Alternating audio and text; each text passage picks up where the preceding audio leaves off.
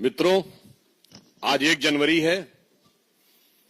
मैं आज आप सबको बधाई देना चाहता हूं कि रोमन गॉड जैनुस के नाम पर रोमन किंग न्यूमा मेम्फिलिस के द्वारा मूलतः प्रतिपादित, जूलियस सीजर के द्वारा स्टार्टेड, पोप ग्रेगरी द 13 के द्वारा 1582 में करेक्टेड और अंग्रेजों द्वारा 1752 में अंगीकृत इस अंग्रेजी नववर्ष के प्रथम दिन की आप सभी को बधाई। और 2024 का वर्ष गुजर चुका है और यह वर्ष भारत की राजनीति और विश्व में एक अद्भुत, विस्मयकारी, सुखद और विचित्र अनेक प्रकार के स्मृतियां छोड़ गया है। 2024 में जहां एक तरफ श्री राम मंदिर का उद्घाटन हुआ 500 वर्षों के बाद, 60 वर्ष के बाद देश में लगातार तीसरी बार किसी प्रधानमंत्री को सरकार बनाने का मौका मिला।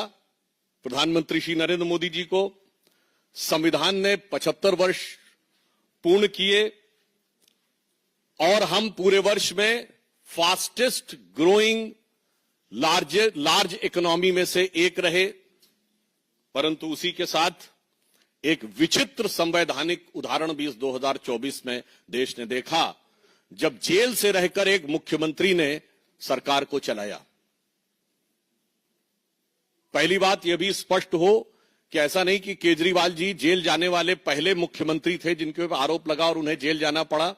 इससे पूर्व में भी शिबू सोरेन जी, मधु कौड़ा जी, लालू प्रसाद यादव जी, जयललिता जी, करुणानिधि जी, ये सब पद पे रहते हुए लोग गए। परंतु कम से कम लालू प्रसाद यादव जी ने भी इतनी मर्यादा रखी थी कि पद छोड़ दिया था नैतिकता के आधार के ऊपर। परंतु 2024 में एक ऐसा विस्मयकारी और विचित्र उदाहरण देश को देखने को मिला कि जिन्होंने मुख्यमंत्री के रूप में पद नहीं छोड़ा, और उससे बड़ी बात, जेल में रह के पद नहीं छोड़ा और जेल से बाहर आके पद छोड़ दिया।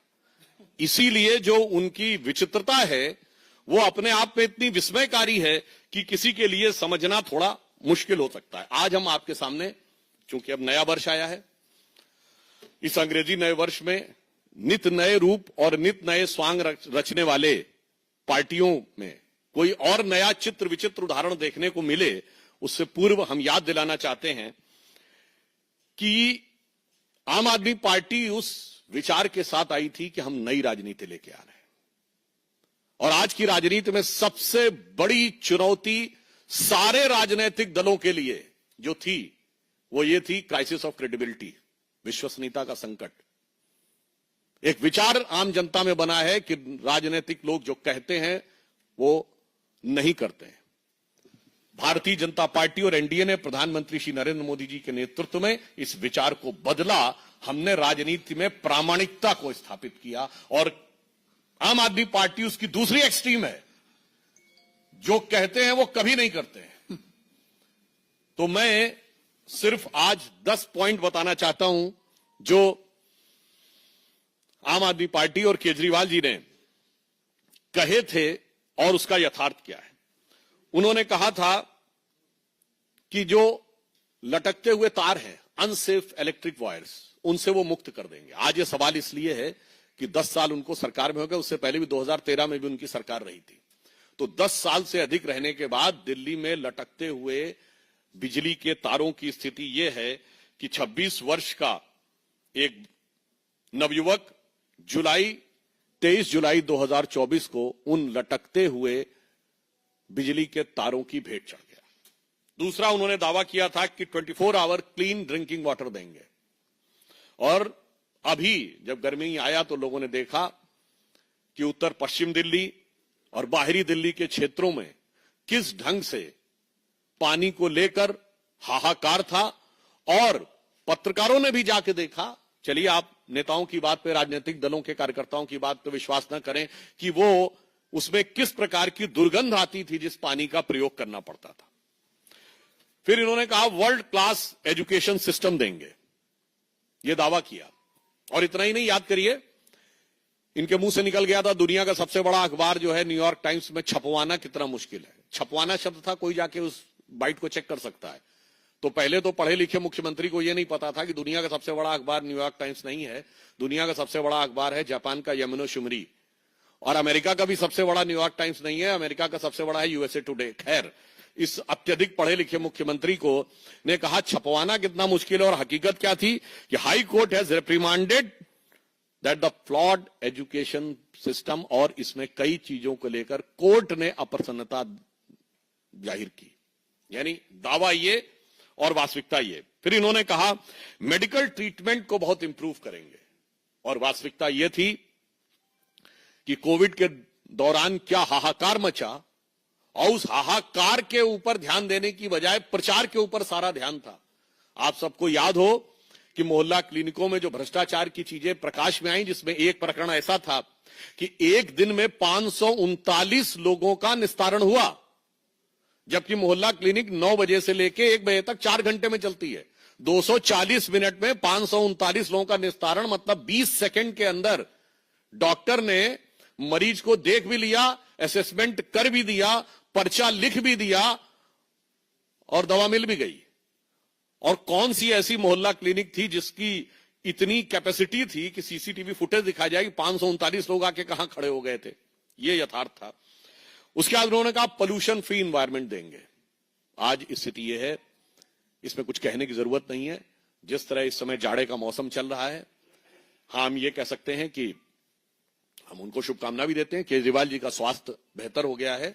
मुख्यमंत्री बनने से पहले जिस चीजें नजर आती थी, मगर दिल्ली की आबो हवा की सेहत बहुत खराब होती चली गई है। इसके बाद इन्होंने कहा कि जो कूड़े के ढेर, यानी ये छठा पॉइंट है, कूड़े के ढेर, इनको समाप्त करेंगे। और आज स्थिति यह है कि कूड़े के ढेरों की हाइट बढ़ रही थी। कुतुब मीनार से कुछ मीटर की दूरी के ऊपर, कुछ थोड़ी दूरी के ऊपर जो कूड़े का ढेर है, उसकी हाइट ऐसा समाचारों में आया कि 8 मीटर तक बढ़ गई है। 7वां दावा, दिल्ली महिलाओं के लिए सुरक्षित बनाएंगे।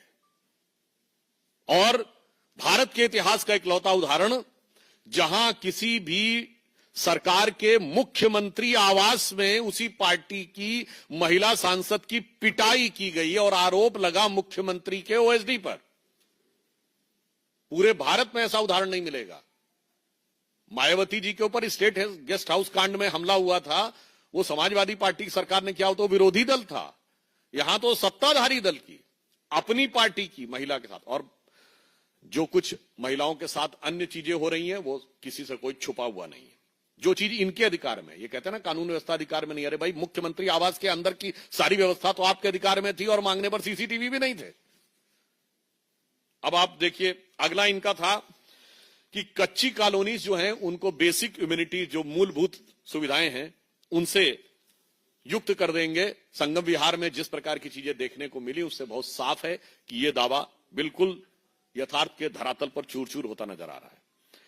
फिर इन्होंने ये कहा था कि जो झुग्गी झोपड़ी के में रहने वाले लोग हैं, उनको स्थायी आवास देंगे। आज 1 दशक पूरा होने के बाद भी ये दावा सिर्फ हवाई दावा है, जबकि प्रधानमंत्री जी के प्रेरणा से चलने वाली योजना में 3024 फ्लैट्स अब तक कालकाजी एरिया में झुग्गी झोपड़ी के लोगों को दिए जा चुके हैं। हम जो कहते हैं वो करते हैं, और जो वो कहते हैं वो कभी नहीं करते। अब यमुना की सफाई, आप सभी को पता है, उनका वीडियो भी अवेलेबल है कि यमुना की सफाई कैसी करेंगे, कि वो नहा के दिखा देंगे। और आज स्थिति है कि वो पास जाने में भी हिचकते हैं। यमुना की झाग वाली फोटोएं आप सबने देखी। अतः ये 10 पॉइंट हैं जो हम लोगों ने कहे कि केजरीवाल जी के दावे। 1, बिजली के तार। 2, clean drinking water. 3, world class education system. 4, स्वास्थ्य की बेहतर सुविधाएं। 5वां, पर्यावरण प्रदूषण। 6, गंदगी के ढेर। 7वां, महिला सुरक्षा। 8वां, कच्ची कॉलोनियों में बेसिक फैसिलिटीज। और 9वां, झुग्गी झोपड़ी के लोगों को मकान, और 10वां यमुना की सफाई। ये तो नहीं किया, मगर काम ऐसे अद्भुत किए हैं कि भारत की राजनीति में उदाहरण न मिले। देखिए, नई राजनीति के लिए जो लोग आए थे, इन्होंने एक ऐसा उदाहरण दिया कि इनकी सरकार के मंत्री तो जेल में रहे, मंत्रियों को आपने बहुतों को देखा होगा, इनके पार्टी और सदन में टॉप पद पर बैठा हुआ हर व्यक्ति किसी न किसी भ्रष्टाचार के आरोप में जेल गया। मुख्यमंत्री के रूप में केजरीवाल जी, उप मुख्यमंत्री के रूप में सिसोदिया जी, और संसद में इनके नेता सदन संजय सिंह जी।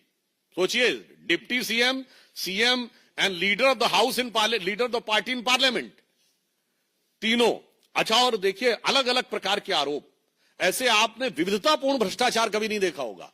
ये तीनों शराब के घोटाले में गए, तो स्वास्थ्य मंत्री सत्येंद्र जैन जी हवाला के मामले में, अमानतुल्लाह खां वक्फ बोर्ड में घोटाला करने के मामले में, तो अभी अभी इनके एक नरेश बालियान जी माफिया के साथ लिंक के मामले में, तो बहुत पहले इनके एक मिस्टर तोमर थे जो फर्जी डिग्री के मामले में, और यहां तक कि इनके एक विधायक के ऊपर यह भी आरोप था, उनकी पत्नी ने आरोप लगाया, हम नहीं कह रहे हैं कि वो अपने कुत्ते से कटवाते थे। तो मुझे लगता है कि इतने प्रकार के विविधतापूर्ण भ्रष्टाचार के आरोप इतने कम कालखंड में किसी पॉलिटिकल पार्टी में नहीं लगे होंगे, जिसका उदाहरण आम आदमी पार्टी ने प्रस्तुत किया है। और पंजाब में इनके 2 मिनिस्टर जो हैं वो आरोपित हो चुके हैं, और मुख्यमंत्री के ओएसडी के ऊपर अपनी पार्टी की सांसद के साथ मारपीट का उदाहरण आपको खूब सर्च करिएगा, मुझे लगता है भारत के इतिहास में नहीं मिलेगा। इसलिए हम बहुत साफ साफ ये बात कहना चाहते हैं कि दिल्ली की जनता अब नित बदलते हुए इस स्वांग को पूरी तरीके से समझ चुकी है, और इसलिए मैं एक पंक्ति में कहना चाहूंगा आम आदमी पार्टी के लिए और उनके संयोजक केजरीवाल जी जो कवच ला रहे हैं, वो कवच में तो लगता प्लास्टिक के बराबर भी स्ट्रेंथ नहीं है। और आप यह भी बात समझिए, ये नई राजनीति क्या है? नई राजनीति नहीं है, वही पुरानी कांग्रेस वाली राजनीति है। वहां सुपर पीएम सुनते थे, यहां सुपर सीएम है। वहां भी प्रधानमंत्री कार्यालय से सत्ता नहीं चलती थी, यहां मुख्यमंत्री कार्यालय से नहीं चलती है। तो मैं सिर्फ ये कहना चाहूंगा, आज देश की राजनीति में प्रामाणिकता की आवश्यकता है, जो प्रधानमंत्री श्री नरेंद्र मोदी जी के नेतृत्व में भाजपा और एनडीए ने प्रस्तुत किया है। आज भारत की राजनीति में अविश्वसनीयता का प्रमाण केजरीवाल जी के नेतृत्व में आम आदमी पार्टी है। तो उनके लिए एक पंक्ति कहना चाहूंगा कि चंद बातें करना और मुतमई होना नहीं अच्छा, सियासत आखिरी दम तक सभी को आजमाती है, बहुत गलती की गुंजाइश नहीं होती सियासत में, जरा किरदार हल्का हो कहानी डूब जाती है। धन्यवाद।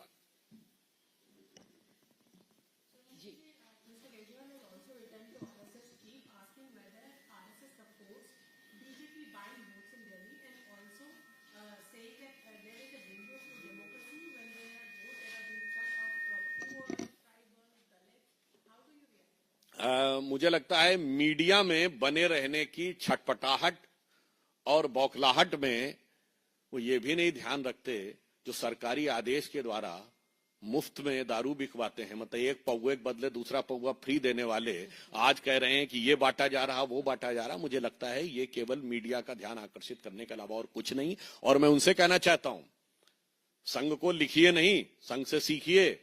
झुग्गी झोपड़ी और दलित बस्तियों में काम करने वाला भारत का सबसे बड़ा ऑर्गेनाइजेशन है सेवा भारती, जो आरएसएस से जुड़ा हुआ है। तो सेवा का भाव सीखिए, सियासत की चाल छोड़िए।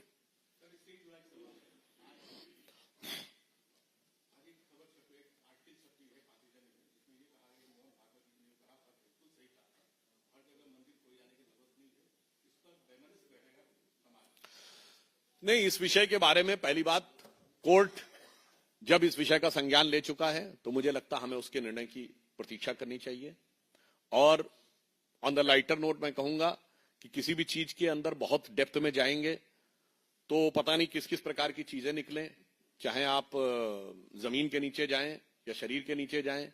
जो वो पुराने जमाने में था ना, एक पुरानी फिल्म थी ना, अमर अकबर एंथोनी, तो बस डर ये रहता है कि जब फिल्म खत्म होगी तो तीनों का बाप किशन लाल निकल आएगा तो वो भी एक भय रहता, मगर फिलहाल कोर्ट ने निर्णय दे दिया है, इसलिए हम लोगों को कोर्ट के निर्णय की प्रतीक्षा करनी चाहिए।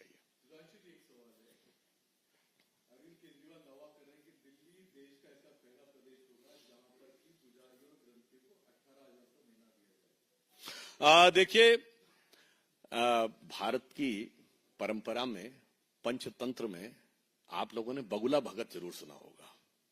एक भक्त होता है, एक बगुला भगत होता है। बताइए, जिन लोगों ने धार्मिक मामले के ऊपर क्या क्या नहीं बोला है, और वक्त आने के ऊपर मैं बहुत साफ बात कहना चाहता हूं कि धर्म के प्रति आस्था और संस्कृति के प्रति आस्था, जो मंदिरों के खिलाफ रहते थे, जो राम मंदिर के खिलाफ थे, कहते थे कि राम मंदिर तो हमारी अननेसेसरी, इनको परिवार को बीच में नहीं लाना चाहिए, मुझे लगता है वो ये करने का प्रयास। और दूसरी बात, उन्हें करना चाहिए। फॉर्म किस बात का भरवा रहे हो भाई? You are the government, you are not the party who is aspiring for power. आप कांग्रेस पार्टी नहीं है जो फॉर्म भरवा रही थी, आप सत्ता में हैं। हमारी सरकार ने जो कहा वो करके दिखाया है। मैं बताना चाहता हूं, हमारी मध्य प्रदेश सरकार ने मुख्यमंत्री लाडली बहना योजना 21 मंथ से चालू है। हमारी महाराष्ट्र की सरकार में मुख्यमंत्री माझी लाडली बहन योजना 4 महीने से चल रही है। हमारी उड़ीसा की सरकार में 3 महीने से, हरियाणा में 4 महीने से, और असम में अरुणोदय स्कीम 50 महीने से चल रही है। करिए ना, हल्ला मत मचाइए। इसीलिए तो मैं कहना चाहता हूं कि वो अंदर से कुछ और बाहर से कुछ और नजर आते हैं। इसीलिए उनकी भक्ति वैसी ही है जैसे कांग्रेस के युवा नेता की भक्ति है।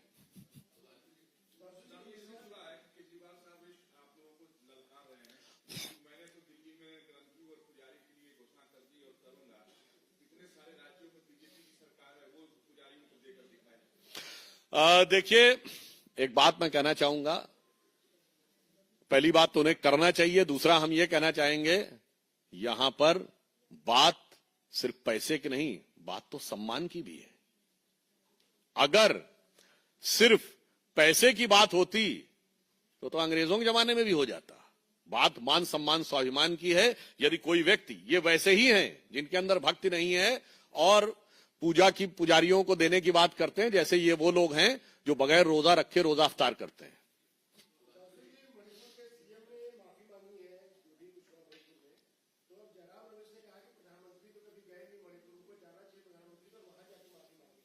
मेरे विचार से जो कुछ इस विषय की गंभीरता और संवेदनशीलता को दृष्टि में रखकर मणिपुर के मुख्यमंत्री जी ने कहा है, उसे उतनी ही गंभीरता और संवेदनशीलता से लेना चाहिए और इस पर किसी भी प्रकार की राजनीति करना अवॉइड करना चाहिए।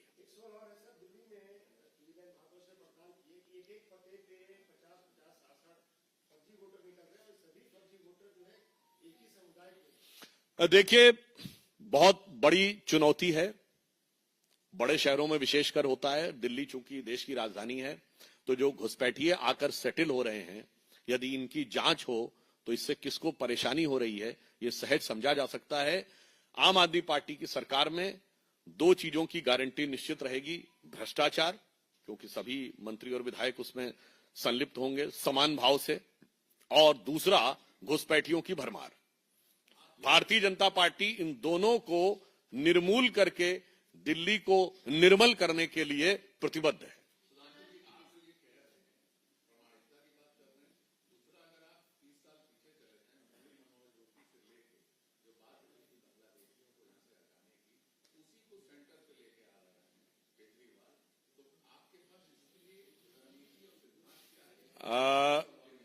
देखिए, हम उसको आइडेंटिफाई करके कार्य कर रहे हैं, मगर मैं पूछना चाहता हूं, वो पार्टियां जिन्होंने सीएए पारित किया भारत सरकार का, उसके विरुद्ध विधानसभाओं से प्रस्ताव पारित कर दिया, वो आकर जब आज ये बातें करती हैं